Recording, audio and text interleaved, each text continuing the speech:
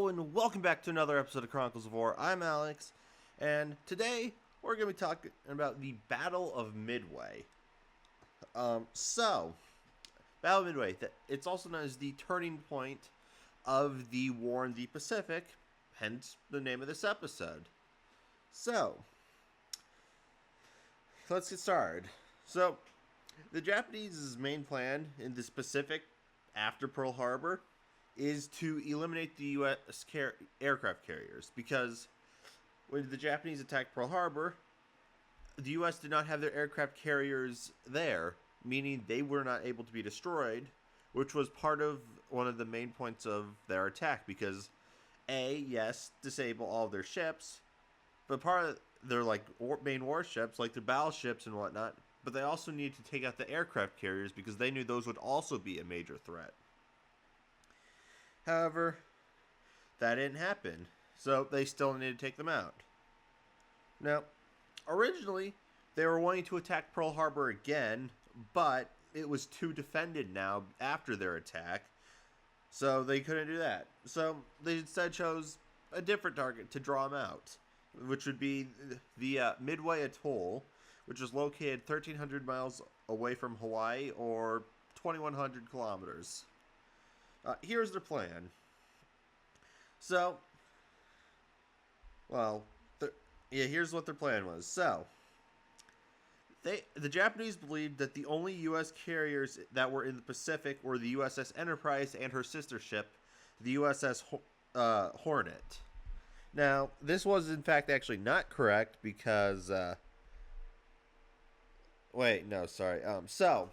the reason I believe this was because the USS Lexington sank a month prior at the Battle of the Coral Sea, and they thought that the USS Yorktown also sank during said battle because she was so heavily damaged that they for sure thought the Americans wouldn't be able to repair her. But, so, plan was they were going to have all their battleship and cruisers hold back by 100 miles behind their aircraft carriers, and then their carriers would attack the American fleet, and then the Japanese battleships and cruisers would mop up whatever survived the attack from the carriers. Now, there's a problem with this plan. The Yorktown survived the Battle of the Coral Sea. Despite being heavily damaged, they ended up managing to tow her back to Pearl Harbor, where she was under repair. The other problem is the Japanese had cracked part of the Japanese naval code, so they pretty much knew the entire plan from the start. So, here's what we have for the U.S. forces. Admiral Chester Nimitz, who is in command of the Pacific Fleet, so he knew that he needed all of the flight decks on the aircraft carriers. So, he's already got the Enterprise and the Hornet. So, he has Yorktown brought back to Pearl Harbor as soon as possible, and then so that she can undergo repairs. The thing is, these repairs, when they look and they're like, this is going to take several months for her to even be operational. However, it in fact did not take several months. She was battle ready after 72 hours of nonstop work. And these repairs weren't permanent. They were only going to last a couple of weeks. And then, as they headed to Midway, they would then continue to do some work on board the Yorktown on the way there. And now, the U.S. also had 31 planes already at Midway because there was a small Air Force base there. Now, here's for the Japanese forces. They were commanded by Vice Admiral Chuichi Nagumo. At the Coral Sea, they lost their light carrier, Shoho. The fleet carrier, which is one of their main aircraft carriers. The fleet carrier Shukaku was heavily damaged, while her sister ship, the Suikaku, lost half her air group. This meant that the 5th Carrier Division was unavailable for Midway, which left them with the 1st Carrier Division, which was the 2 fleet carriers, Kaga and Akagi, as well as the 2nd Carrier Division, which was the carriers Hiryu and Soryu. And from that, they had 248 planes as well. So, here into the battle. So, 0900 hours on June 3rd of 1942. Ensign Jack Reed spots Japanese forces 580 miles or 930 kilometers off the coast of Midway. Reports this in, and 9 B-17s will take off at 12:30. They don't get any hits on it. And this wasn't the main attack force at all. This was just some other... they were Japanese ships, yes. However, it was not the main attack force. June 4th at 04:30, the initial attack begins. The Japanese send out 36 D3As, 36 B5Ns, and 36 Zeros. At 05:34... the two Japanese carriers are spotted by the U.S. 10 minutes later, they then spot the incoming air attack. Then 05:54 is when radar detects the Japanese. So bombers get sent out to attack the Japanese carriers without fighter escort because the fighters have been left behind to defend the base. 0620 Marines, because that's who's defending this base, they're led by Major Floyd B. Parks. They proceed to intercept the Japanese with 6 F-4Fs and 20 F-2As. They manage to shoot down 4 B-5Ns and 1 Zero. However, they lose 2 F-4Fs and 13 F-2As. At 0634, the base at Midway is bombed. It suffers heavy damage, but they manage to shoot down 3 more Japanese planes. And despite the heavy damage, the base is still completely functional. They can land planes, they can refuel, they can rearm. So, the attack completely did nothing. Hold on. So then, here we go to the attack on the carriers now. We've got 6 Grumman Avengers, 11 SB-2U3s, and 16 SBDs, 4 B-26s, and 15 B-17s go to attack the fleet, the Japanese carriers. However, 5 Avengers, 2 SB-2Us, 8 SBDs, and then 2 B-26s would be shot down, however. The B-26 pilot...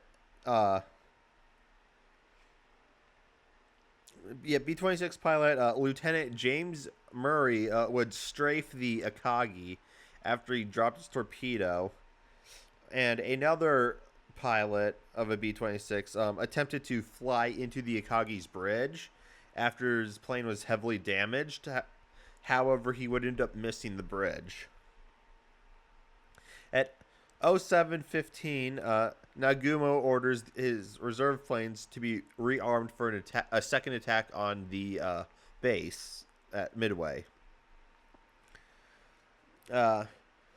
30 minutes later, however, a scout plane they had sent up spots an American naval force to the east, and Nagumo immediately reverses his order to rearm the planes. He orders the scout plane to figure out, what ships are in the American force. And a scout plane reports back that it sees one aircraft carrier. Now, there's two aircraft carriers, but the second one isn't actually noticed. Now, Nagumo faces a problem here. Does he either A, attack the American ships, or B, let his planes coming back from bombing Midway land? He decides he's going to wait for the planes to land. While that's going on now, America is launching planes from the Enterprise and the Hornet at 0700 hours. And then again from the Yorktown at 0800 hours. They begin their attack on the Japanese fleet at 0920. 0940, the planes from the Enterprise arrived. But, so in the first group of planes, all 15 of the bombers there were shot down. 9 of the 14 bombers in the second group would be shot down. And then of the planes from the Yorktown, 10 of the 12 would be shot down. And although these bombers all would manage to drop torpedoes, the only damage they would be able to do is strafing the Japanese ships. This is because the American torpedo at the time was the Mark 13 torpedo, which was an absolute piece of garbage, and half the time did not work. Because even if it would hit, most of them were duds, but the Navy leadership refused to fix the problem. So, now, despite the fact that they didn't do any serious damage, it was strategically successful because they prevented the Japanese from counterattacking and caused them to be out of position for them to, if they were decide to make future attacks. And also, all the Japanese Zeros are now low on fuel and ammo. At 1000 hours, Lieutenant Commander Lance Edward Massey leads an attack from the Yorktown from the southeast. He's coming from the southeast. Coincidentally, at the exact same time, squadrons of SBDs are coming from one's coming from the Enterprise, and then yet another squadron is coming from the Yorktown, and they're both coming from the southwest and the northeast. They all end up arriving at the same time. Now, the Japanese are not expecting this because there are armed planes in the hangar. There are fuel hoses on the deck, and bombs and torpedoes are stacked in the hangars instead of secured away because they're in the process of reloading and refueling. At 10:22, two squadrons attack Kaga and Akagi. However, accidentally, they both attack the Kaga.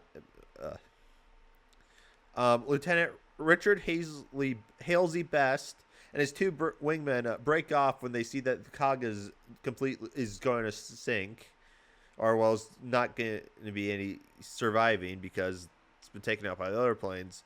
So they head for the Akagi. The Kaga takes 3 to 5 hits, and one of these hits takes out the bridge. Then minutes later, Best and his wingmen dive at the Akagi. There's only one hit, and it's most likely from Lieutenant Best. However, this one hit is absolutely fatal. It blows up in the top hangar, which is where all of those armed and fueled aircraft are. So that sets off a chain reaction through the rest of the ship because there's the explosives from the bomb itself, and B, explosions from all the fuel and ammo that the Japanese had in their planes and also just laying around everywhere.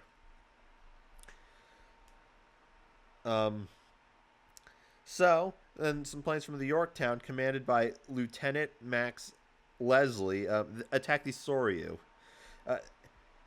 They managed to get 3 direct hits on her, and when they attempt to attack the Hiryu, there ends up being no confirmed hits from that. They failed to get any hits. So this attacks gone on for six. It's been 6 minutes have gone by now since they started attacking. The Soryu and Kaga are completely on fire, and the Akagi is also on fire. But her fires have spread so quickly that they were unable to be put out. Um, at 10:46, Nagumo proceeds to flee from the Akagi and head to the light cruiser Niagara. Um, the Hiryu decides to counterattack since she's the last surviving aircraft carrier they have. She releases 8 D3As and 6 Zeros, and they follow the American planes that are heading back to the Yorktown. Um, they get 3 hits on the Yorktown, which takes out all but one of the boilers, puts a large hole in the deck, and takes out one of the anti-aircraft guns. However, the Americans managed to make emergency repairs on the Yorktown and fix the flight deck as well as several boilers, which allows them to continue operations. This is the second time the Japanese have tried to sink the Yorktown and have failed. Um, anyway, after that, then they proceed to raise a 10 by 15 foot American flag over the Yorktown. During that attack, they had shot down 13 D3As and 3 Zeros. After an hour, a second wave attacks, consisting of 10 B5Ns and 6 Zeros. Now, because of the emergency repairs, the Japanese thought this was a completely different aircraft carrier because they figured, oh, the Yorktown was way too damaged, so this can't be the same ship. So the Americans managed to fool the Japanese into thinking that a ship they had just attacked was a completely different ship by repairing it within an hour. So, however, they end up crippling her with 2 torpedoes during this attack. But 5 B5Ns and 2 Zeros would be shot down. Now, Japan is currently thinking that they have sank 2 carriers. And because of this, they're preparing to attack what they think is the final carrier. Because now they're like, okay, so they've definitely got like 3. They think they're pretty sure the Americans get 3 carriers now. And they think they've just sank 2 of them. So they're getting ready to sink the last one, when in reality, they haven't actually sank any. They've just crippled one.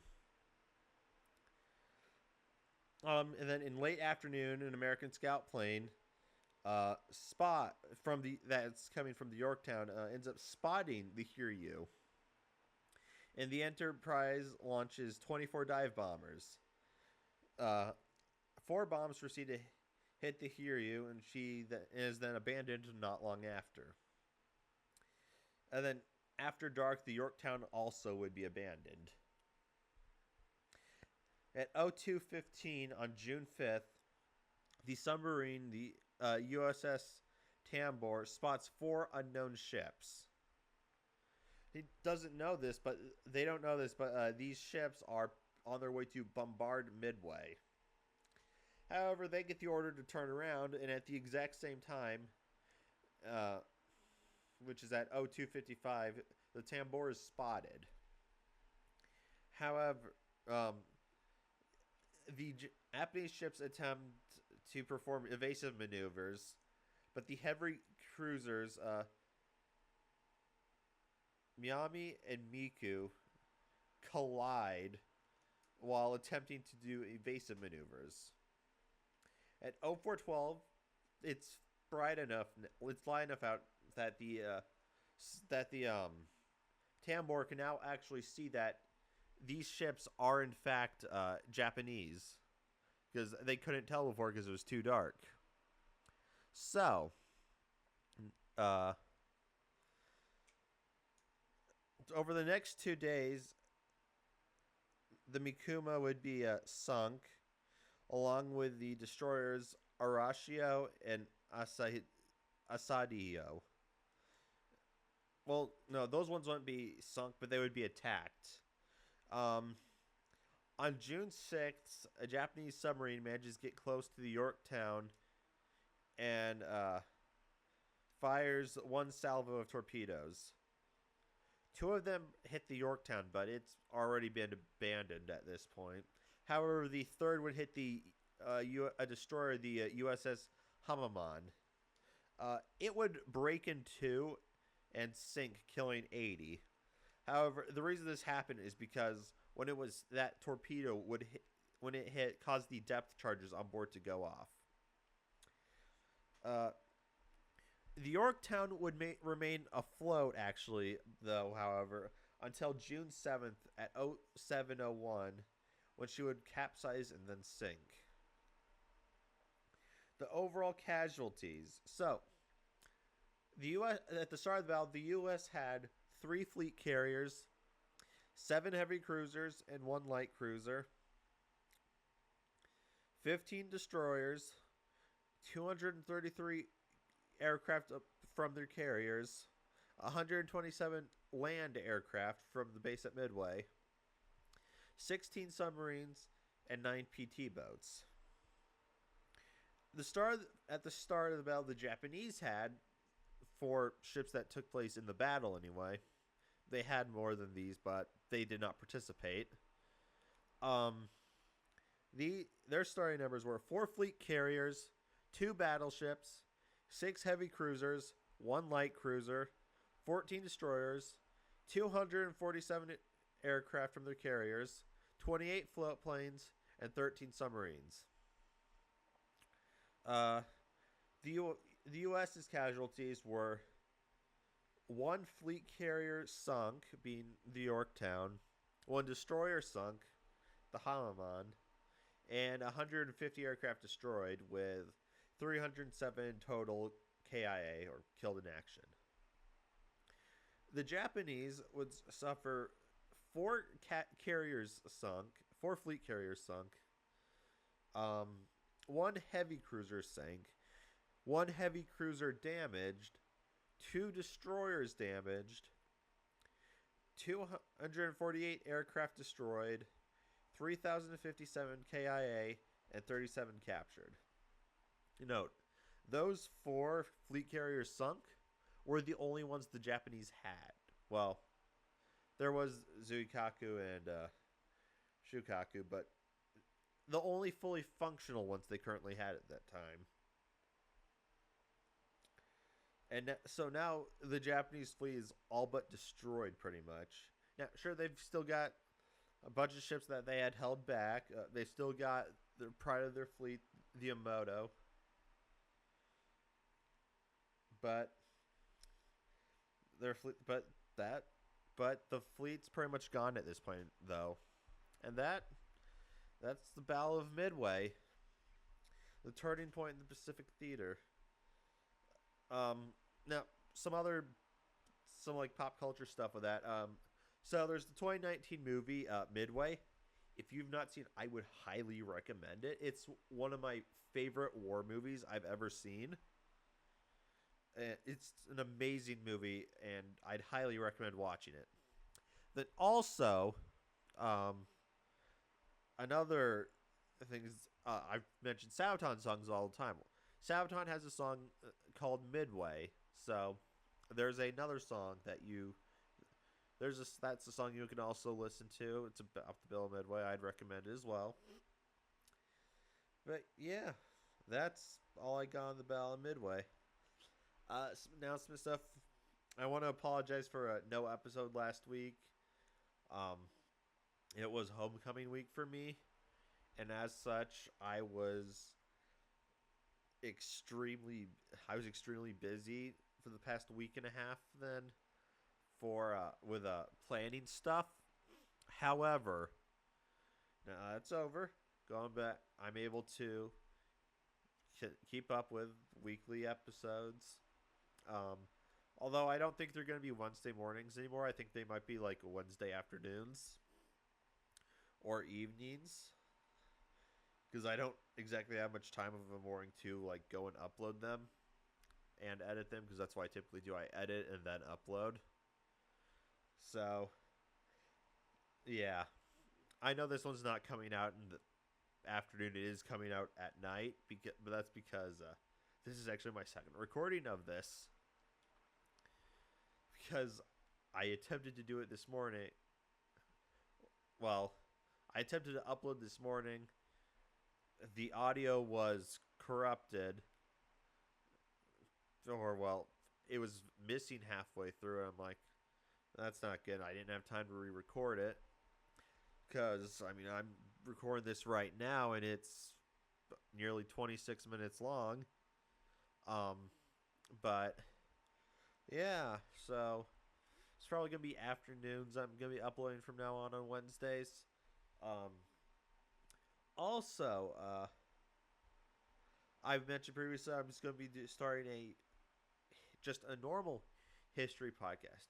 Well, I can confirm I will be. I will be starting the Hidden History podcast. Um, I don't know when I'm starting it quite yet. I've still got the logo design to finish up, and as well as making my intro for it. However, those will be starting soon now that I finally have room on Photoshop to make to run Photoshop on my laptop. I didn't have space before, but yeah, I already have the I already have the Twitter account made for it. It's you can find it in my bio on the Chronicles of War Twitter account, which is at Chronicles OFF44. Um, I'll upload episodes. I'll announce episode releases there, as well as post announcements. I also accept submissions for episode ideas on there. You can also head over to the um, generic history account and give me ideas on there. Although you'll have to message me from there because I don't have any posts there yet. Actually, you know what? I actually just fix that after I finish recording this. So there actually should be uh,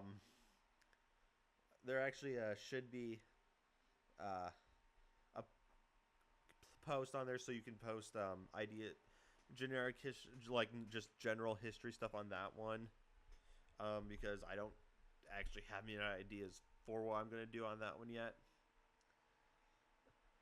But yeah, I think that's all for this episode. I think this might be the longest episode I've ever done. I don't know for sure, but I think it is, considering we're at just over 28 minutes now. But yeah, make sure subscribe if you're on the YouTube. Also and also just share this with people, because even if you're not the biggest fan of history or military history, you might know someone who is. And even if you don't think you know someone who is, just share it anyway, because that helps people get to know more about this stuff. And also, just go and look into this topic and any other of my topics more on your own, because I know for sure that I am nowhere near an expert on this. So go look into this more on your own time. I actively encourage that, because that way you end up learning more. But yeah, that's all I got. Thank you for tuning in, and I shall see you next week for another episode. Bye now.